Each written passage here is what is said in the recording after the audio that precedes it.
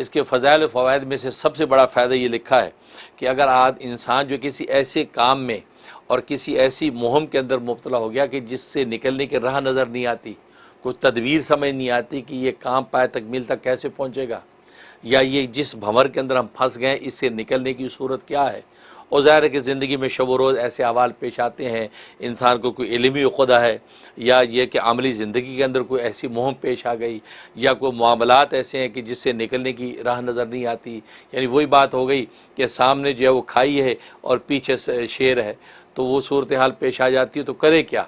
اس صورت میں اسلام کے اندر زبردست تاثیر ہے۔ اس کا طریقہ یہ ہے کہ مغرب و عشاء کے درمیان میں کسی بھی وقت بیٹھ کر 1000 مرتبہ اس کا ورد کرنا ہے۔ اول آخر جو ہے وہ 11 مرتبہ درود ابراہیمی پڑھیں، یعنی نماز والا درود، اور 1000 مرتبہ یا رشیدو یا رشیدو یا رشیدو کا ورد کریں۔ تو مغرب عشاء کے درمیان کا وقت ہونا چاہیے۔ سب سے بیسٹ یہ کہ مغرب کی نماز سے جب فارغ ہوں، بغیر کسی سے بات کیے ہوئے اس کا ورد شروع کر دیں، 1000 مرتبہ مکمل کریں اور اللہ سے دعائے خیر کر لیں۔ انشاءاللہ اللہ تبارک و تعالیٰ یا تو اسی رات خواب کے اندر یا بیداری کے اندر جو اس کا حل آپ کے سامنے پیش کر دیں گے، اور آپ کو اس سے نکلنے کی تدبیر سمجھ میں آ جائے گی۔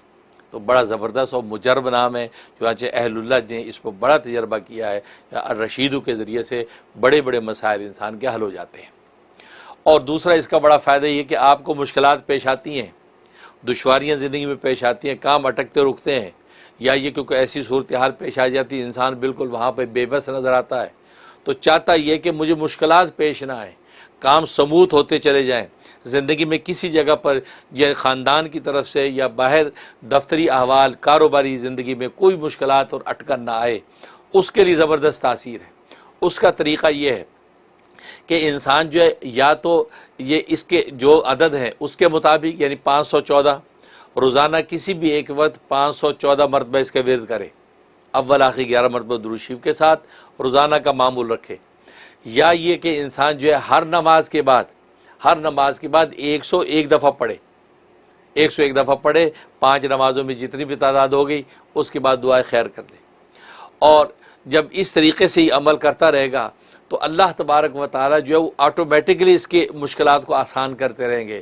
اس کو بس اوقات پتہ بھی نہیں چلے گا کہ یہ مشکل اور بلا آنے والی تھی، اللہ تبارک و تعالیٰ نے ٹال دی۔ اس سے تو اہل اللہ یہ کہتے ہیں کہ انسان سے اللہ تبارک و تعالیٰ خود بخود ہی جو بلائیں ٹال دیتا ہے، وہ تو انسانوں کو خبر ہی نہیں ہے۔ انسان بس اوقات سوچتا ہے کہ یہ مجھ پہ بلا اتری اور یہ ٹل گئی، بیماری آئی دور ہو گئی، مصیبت سامنے رفع ہو گئی، یا یہ کوئی کام تھا وہ میرا پورا ہو گیا، اس کو تو نعمت سمجھتا ہے۔ لیکن جو بلائیں اللہ تبارک و تعالیٰ ہماری علم میں لائے بغیر خود بخود ہی ہٹا دیتے، اس کی تو ہمیں خبر ہی نہیں ہے۔ وہ اللہ کی نعمت عظمیٰ تو کل روز قیامت میں ظاہر ہوگی، وہاں پتہ چلے گا وہ کتنی بلائیں تھیں جو اللہ تبارک و تعالیٰ نے خود بخود ہی ہٹا دی تھی۔ تو یا رشیدو کے اندر یہ تاثیر ہے کہ اگر ہر نماز کے بعد 101 مرتبہ یا اس کا جو عدد ہے 514 مرتبہ کسی ایک ٹائم میں یکسوئی سے بیٹھ کے پڑھ لیں، اول آخر 11 مرتبہ درود شریف کے ساتھ، اور دعا کر لیں کہ یا اللہ میری زندگی میں کوئی مشکلات نہ آئیں، میری آل اولاد کے اندر کوئی مشکلات نہ آئیں، جس کی بھی نیت کرے گا اللہ تبارک و تعالی اس کے کاموں کو آٹومیٹکلی خود بخود پائے تکمیل تک پہنچائیں گے، کوئی دشواری مشکل نہیں آنے دیں گے۔ یہ اس میں زبردست تاثیر۔ اور تیسری تاثیر اس کے اندر یہ ہے کہ کاروبار نہیں چلتا، کاروبار میں بندش ہے، کاروبار مندہ چل رہا ہے، یا یہ کہ عام احوال میں کاروبار سب کے ٹھیک چل رہے، اسی کے کاروبار میں کوئی پرابلم ہے، اس کا طریقہ یہ ہے کہ انسان جو اپنے نام کے عدد کے اعتبار سے، جو اس کا نام کا عدد ہے، اپنے نام کے عدد کے اعتبار سے جو ہے ہر نماز کے بعد ورد کرے، ہر نماز کے بعد ورد کرے۔ اور اگر اس کے نام کا عدد 101 سے کم ہے، 101 سے اگر کم اس کے نام کا عدد ہے تو پھر اپنے نام کے عدد کو 3 کے ساتھ ملٹیپلائی کرے۔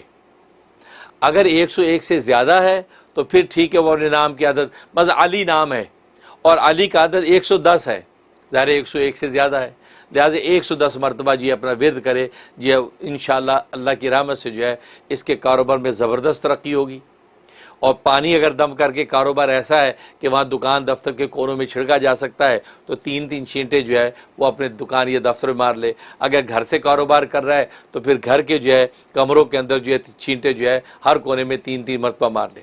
सबसे आसान तरीका मैं बताया करता हूँ, वो एक बॉटल जो होती है शावर वाली, तो वो उस बॉटल में पानी डाल ले और शावर उसके ज़रिए से 3 दिन जो है वो छींटे हर कोने में। इसका फ़ायदा यह है कि कारोबार आपका ज़बरदस्त चलेगा। यानी ऐसी तदबीरें अल्लाह तबारक व तआला समझाएंगे कि ख़ुद ब खुद नफ़े के रास्ते बनेंगे। तो अगर जो है वो दुकान है तो ज़बरदस्त जो है वहाँ माल बिकेगा।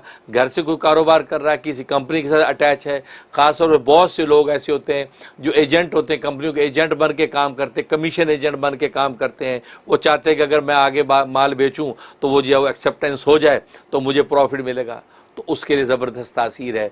तो ये इंसान अपने नाम के अदद के अतबार से, और अगर अदद अगर उसका 101 से कम हो तो 3 मरतबा उसके मल्टीप्लाई करे, तो जितना अदद आ जाए उतना विर्द करे रोज़ाना।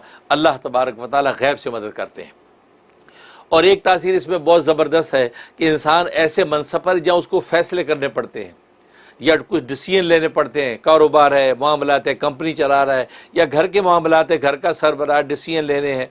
अब उसके अंदर वो चाहता है कि फ़ैसला सही हो, उसमें ज़बरदस्त इसके अंदर तासीर है।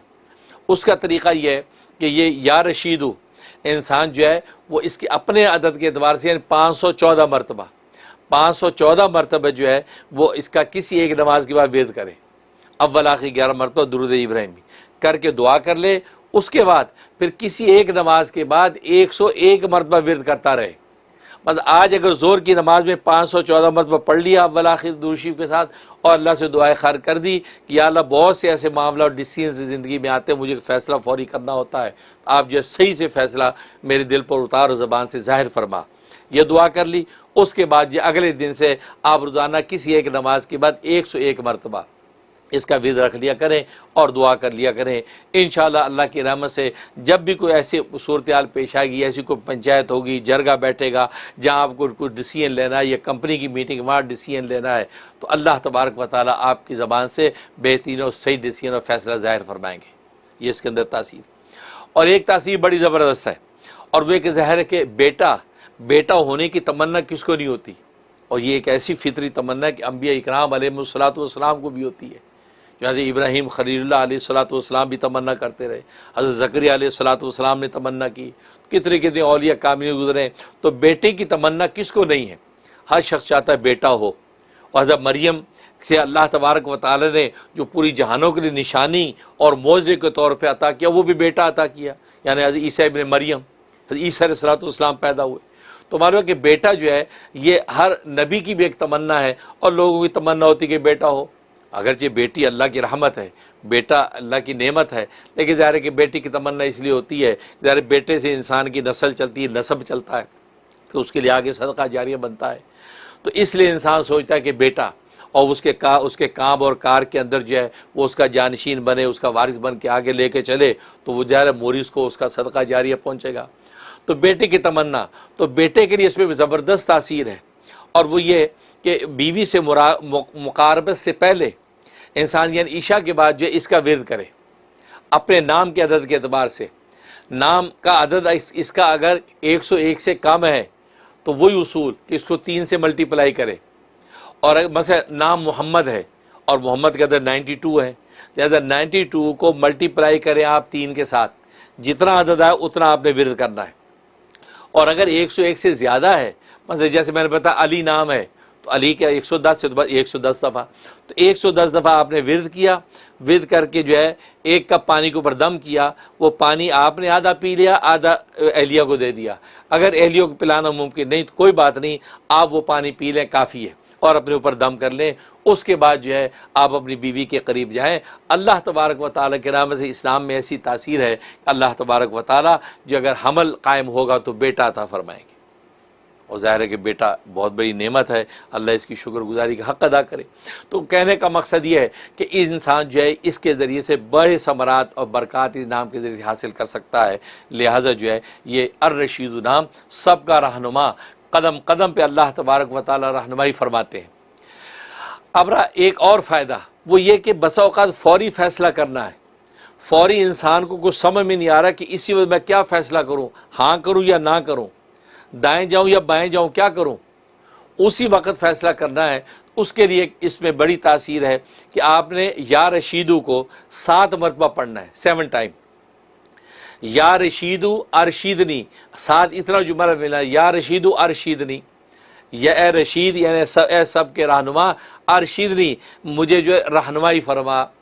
تو یا رشیدو ارشیدنی، یا رشیدو ارشیدنی آہستہ آہستہ زبان سے پڑھ سکتے ہیں، بلند آواز سے پڑھ سکتے ہیں، یا یہ کہ آہستہ آہستہ پڑھ لیا، پڑھ کے سینے پہ پھونکا اور سر اٹھا کے جو ہے فیصلہ کر دیا کہ بھئی دائیں جانا ہے، اس راستے پہ جانا ہے، یا یہ فیصلہ کرنا ہے، یا یہ ہاں یا نہ، تو زبان سے کہہ دیں، اللہ تبارک و تعالیٰ وہی کہلوائیں گے وہ جو انشاءاللہ آپ کی دین دنیا کے لیے خیر ہوگا۔ تو اس کو گویا کہ یہ شارٹ استخارہ ہے، تو مختصر استخارے کے طور پہ بھی آپ کو فیصلہ کرنا چاہیں تو یا رشیدو ارشیدنی، شین کے نیچے جو ہے زیر یاد رکھنا، یا رشیدو ارشیدنی، یہ انسان پڑھ لے، انشاءاللہ جو ہے وہ صحیح فیصلہ ظاہر ہوگا۔ اللہ سے دعا ہے کہ اللہ تبارک و تعالیٰ الرشیدو، جو اللہ تبارک و تعالیٰ کا بابرکت نام ہے، اس کے ثمرات اور برکات سے ہمیں مالا مال فرمائے، آمین یا رب العالمین۔ حدیث میں آتا ہے کہ نبی کریم صلی اللہ علیہ وسلم سے صحابہ نے پوچھا، یا رسول اللہ صلی اللہ علیہ وسلم سب سے بہترین کلام کون سا ہے، سب سے افضل ترین کلام کون سا ہے؟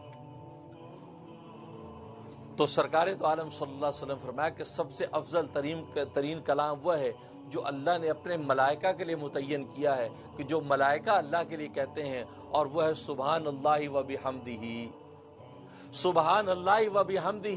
یہ جو کلام ہے یہ اللہ تبارک و تعالیٰ کے نزدیک سب سے افضل ترین کلام ہے، اور اللہ نے یہ کلام اپنے فرشتوں کو دے رکھا ہے، اور فرمایا کہ اس کلام کے ذریعے سے اللہ تبارک و تعالیٰ مخلوق میں رزق تقسیم کرتے ہیں،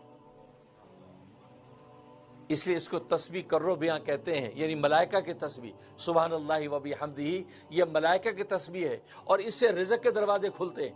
اگر کوئی چاہتا ہے کہ رزق کی فراوانی ہو جائے اور کشادہ رزق حلال ملے، تو سبحان اللہ و بحمدہ کی کثرت سے جب تسبیح کرتا ہے تو اللہ تبارک و تعالی اس کے لیے رزق کے دروازے کھول دیتے ہیں۔ تو دیکھیے یہاں پر تسبیح، اسے نبی نے فرمایا افضل ترین کلام اللہ کے نزدیک تسبیح والا کلام، یعنی سبحان اللہ و بحمدہ۔ اس لیے ملائکہ نے بھی یہاں پر جب اظہار وفا کیا تو سب سے پہلے وہی تسبیح والی بات کی، وَنَحْنُ نُسَبِّحُ بِحَمْدِكَ، ہم تو تیری تسبیح کرتے ہیں تیری حمد کے ساتھ۔ تو یہ کہا وَنُقَدِّسُ لَكَ، اور تیری پاکی بیان کرتے ہیں۔ تو تسبیح کا ذکر پہلے فرمایا کیونکہ اللہ تبارک و تعالیٰ کو تسبیح بہت پسند ہے، کیونکہ میں نے بتایا کہ تسبیح کا معنی پاکی بیان کرنا، کہ اللہ تبارک و تعالیٰ کو ہر طرح کی عجز سے، شرک سے، کمزوری سے پاک قرار دینا، اور اللہ تبارک و تعالیٰ کو اپنی پاکی بیان کروانا بہت پسند ہے۔ اس لیے ملائکہ نے کہا کہ وَنَحْنُ نُسَبِّحُ بِحَمْدِكَ، ہم تیری تسبیح کرتے ہیں۔ اب یہاں پر ملائکہ نے یہ کہا وَنَحْنُ نُسَبِّحُ بِحَمْدِكَ، ہم تیری پاکی تسبیح بیان کرتے ہیں حمد کے ساتھ، حمد کو ساتھ ذکر فرمایا۔ کیوں؟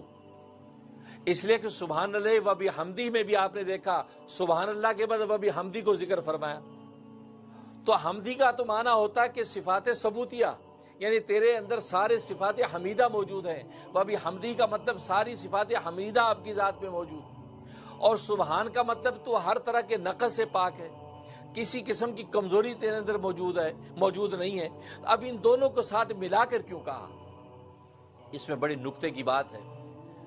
دیکھو آج محاورے میں اگر کوئی کسی شخص کے بارے میں آپ سے پوچھے کہ یار وہ آدمی کیسا ہے، ذرا اس کے ساتھ کوئی کاروباری لین دین کر رہا ہوں، آپ بتائیے کیسا آدمی ہے، تو اگر آپ یہ کہیں برا آدمی نہیں ہے، ناٹ بیڈ، برا آدمی نہیں ہے، تو یہ بہت زیادہ تعریف نہیں ہے۔ تو آدمی کہتا ہے یار اس کا مطلب ہے بس ٹھیک ہی ہے۔ ایک ہے کہ آپ یہ کہتے او اچھا، او بہت اچھا آدمی، ایکسیلنٹ، بڑا اچھا آدمی یار، بہت ایماندار، بڑا شریف آدمی ہے، تو آپ کہتے ہیں ہاں یہ ایکسٹرا تعریف ہوئی ہے۔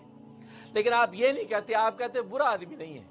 تو برا آدمی نہیں ہے یعنی اس میں برائی نہیں ہے، تو یہ تعریف نہیں ہے، بس ایک طرح کا اظہار ہے کہ ٹھیک ہے۔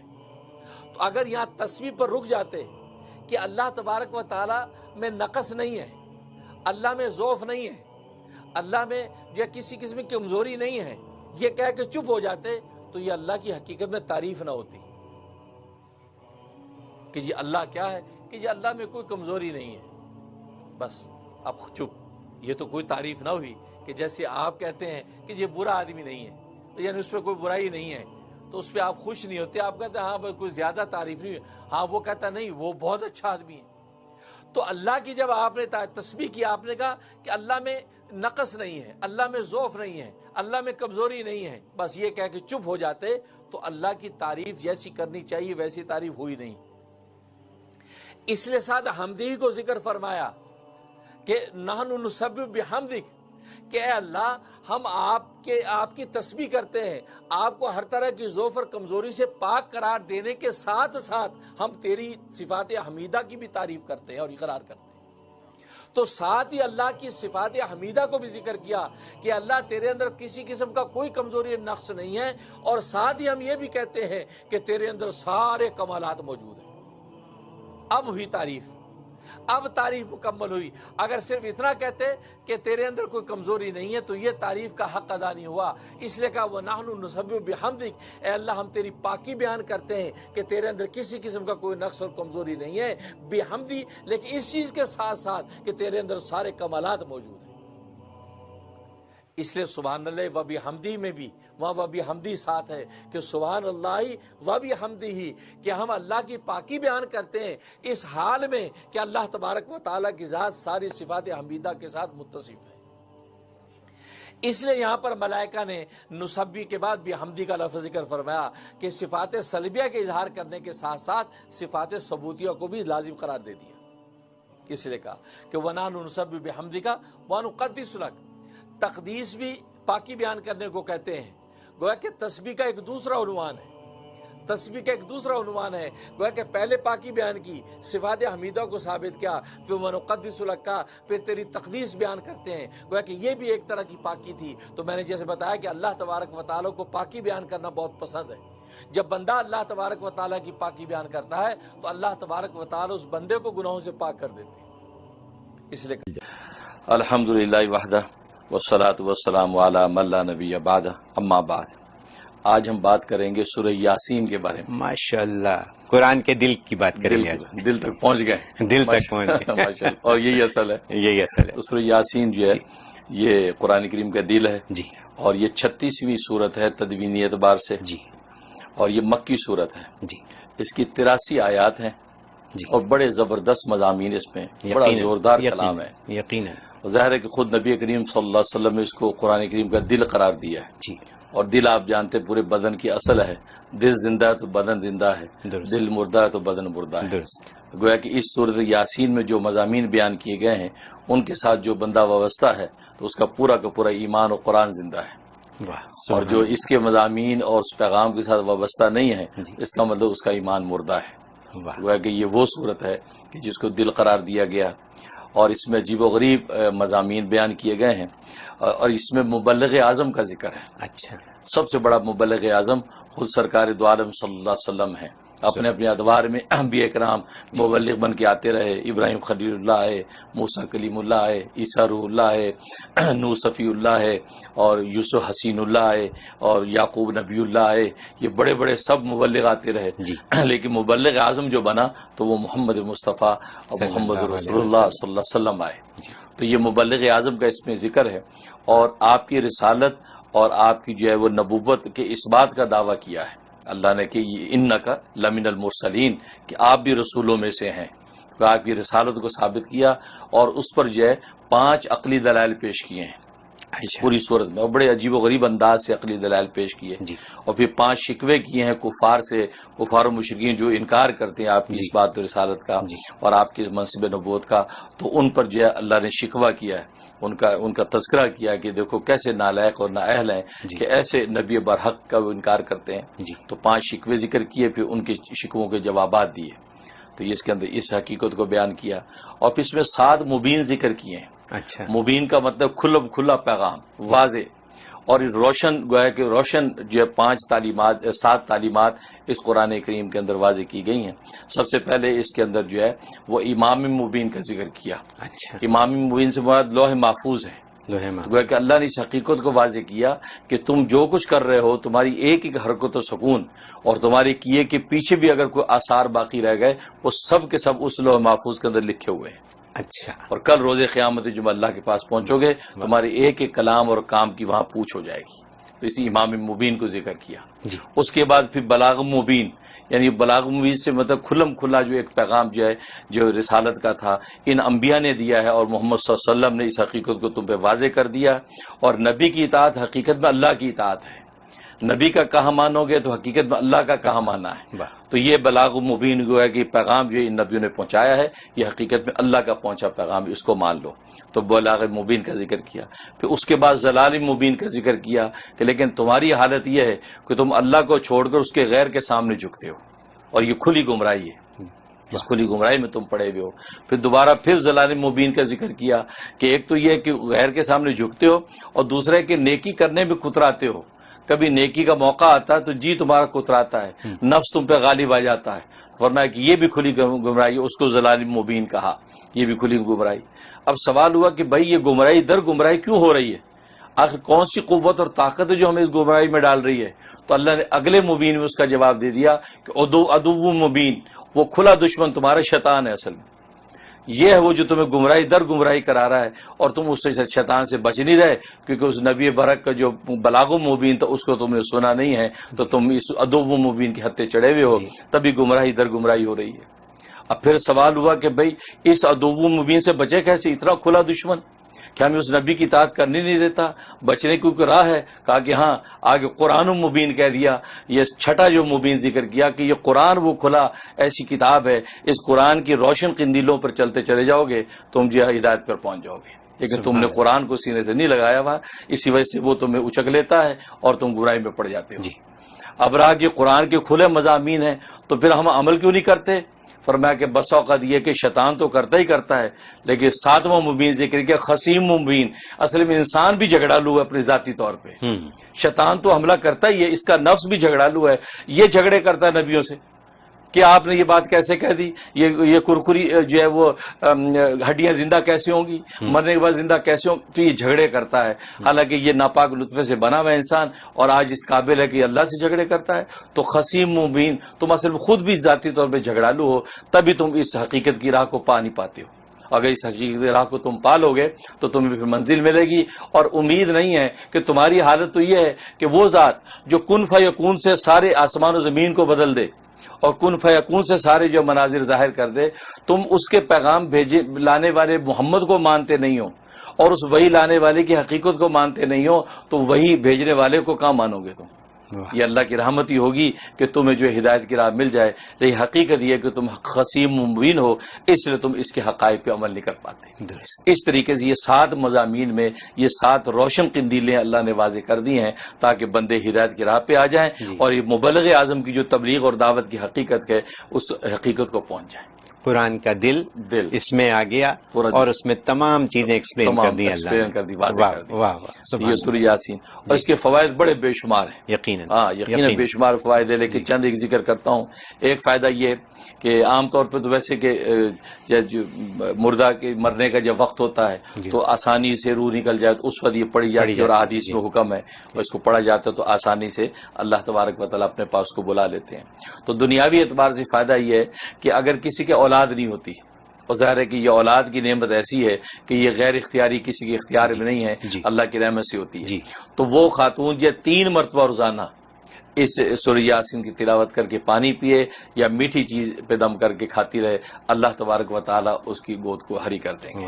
یہ بہت بڑا فائدہ. اور دوسرا یہ کہ جب حمل ٹھہر جائے اس وقت روزانہ 1 مرتبہ اگر پانی پہ دم کر کے سورہ یاسین پیتے رہیں تو کمپلیکیشنز جو ہو جاتی ولادت کے وقت کی وہ نہیں ہوں گی.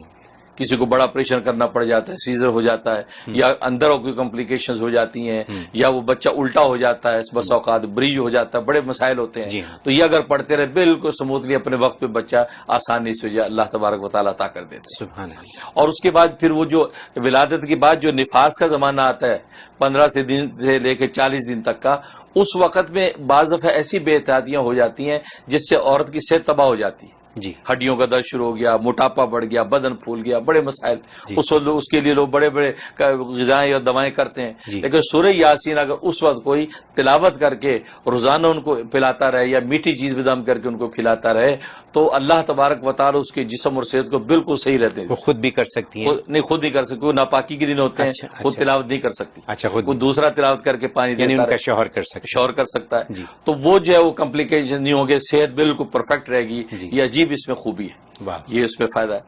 اور ایک فائدہ یہ کہ سعد مبین کا ایک بڑا زبردست عمل اس کا کیا جاتا ہے. بڑے سے بڑا کوئی کام ہے, بڑی سی بڑی آفت مصیبت ہے, تو سعد مبین کے ساتھ اس کو تلاوت کیا جائے.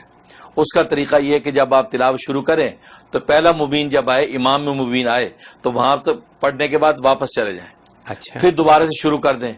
پھر دوسری مبین جو آئی بلاغ مبین, وہاں تک پڑھیں. جی, وہاں سے پڑھے پھر واپس چلے جائیں. اچھا, پھر دوبارہ سے اثر نو شروع کر دیں. پھر زلال مبین جو آئی وہاں تک پڑھیں, پھر واپس چلے جائیں. جی, پھر شروع کر دیں. پھر دوسری زلال مبین آئی وہاں تک پڑھیں, پھر اثر نو واپس چلے جائیں. پھر وہاں سے پڑھتے ہوئے آئیں, اور پھر اس کے بعد پھر آگے جو ہے مبین جو آ رہی ہے ادوب مبین, اس ادوب مبین تک پڑھیں. پھر واپس چلے جائیں. پھر وہاں سے شروع سے پڑھتے ہوئے آئیں, اور پھر اس کے بعد جو ہے وہ قرآن مبین تک پڑھیں. قرآن مبین تک پڑھ کے پھر واپس چلے جائیں, پھر تلاوت کرتے آئیں. پھر آخری جو ہے وہ اس کے اوپر جو ہے خصیم مبین تک پہنچے. جی, اور ساتویں جب مبین تک پہنچیں گے تو پھر اس کے بعد آپ آگے سورت کو پورا کر لیں. اس طریقے سے یہ کر کے اب دعا مانگیں. ایسا زبردست اس کا بینیفٹ ہے کہ بڑے سے بڑا کام بھی فوراً چٹکیوں میں حل ہو جاتا ہے. سبحان اللہ. تو میں ذرا اس کو سمجھ لوں اور اپنے دیکھنے والوں کے لیے بھی کہ جتنے مبین ہیں پہلے تو ان پہ نشان لگا لیں. 1 2 3 4 5 6 7 تک کا نشان لگا. تو جیسے ہی پہلے پہ پہنچیں واپس چلے جائیں اور شروع سے پڑھیں. دوسرے پہ پہنچیں پھر واپس چلے جائیں, شروع کریں.